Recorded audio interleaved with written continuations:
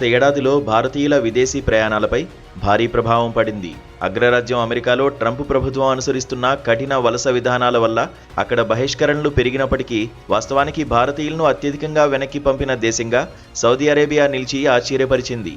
రాజ్యసభకు అందిన నివేదిక ప్రకారం ఈ ఏడాది మొత్తం 81 దేశాల నుంచి సుమారు 24,600 మంది భారతీయులను స్వదేశానికి పంపించేశారు.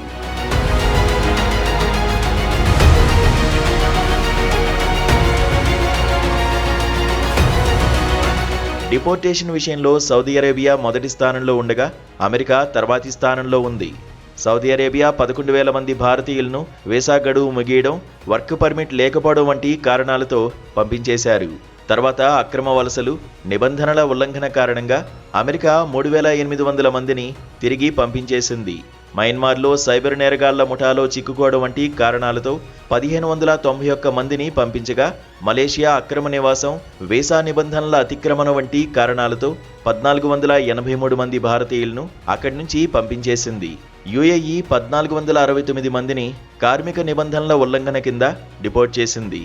డిపోర్టేషన్ విషయంలో సౌదీ అరేబియా ఎందుకు అగ్రస్థానంలో ఉందనేది ఆసక్తికరంగా మారింది.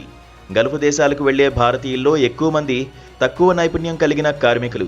ఏజెంట్ల మోసాల వల్ల లేదా అవగాహన లేక వీసా గడువు ముగిసినా అక్కడే ఉండడం, అనుమతి లేని సంస్థల్లో పనిచేయడం వంటి కారణాల వల్ల సౌదీ ప్రభుత్వం భారీగా డిపోర్టేషన్లు చేపట్టింది.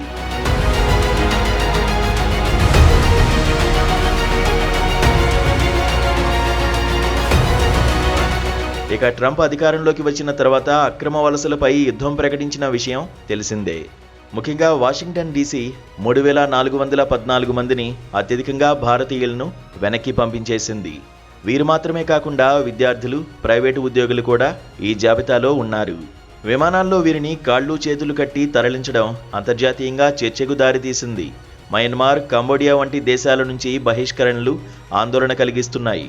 ఈ దేశాల్లోని సైబర్ స్లేవరీ ముఠాలు భారతీయులకు భారీ జీతాలు ఆశ చూపి తీసుకువెళ్లి ఆ తర్వాత బలవంతంగా ఆన్లైన్ మోసాలు చేయిస్తున్నాయి. ఇలాంటి కేసుల్లో మయన్మార్ నుంచి వచ్చిన వారిలో ఎక్కువ మంది తెలుగు రాష్ట్రాలకు చెందిన వారు ఉండడం గమనార్హం. ఉన్నత చదువుల కోసం వెళ్లిన విద్యార్థులు కూడా ఈ ఏడాది బహిష్కరణల బారిన పడ్డారు. విదేశాలకు వెళ్లేవారు కేవలం ప్రభుత్వం గుర్తించిన ఏజెంట్ల ద్వారానే వెళ్లాలని విదేశీ వ్యవహారాల శాఖ సూచిస్తోంది. ముఖ్యంగా వీసా నిబంధనలు, గడువుపై నిరంతరం అప్రమత్తంగా ఉండడం అత్యవసరమని హెచ్చరించింది.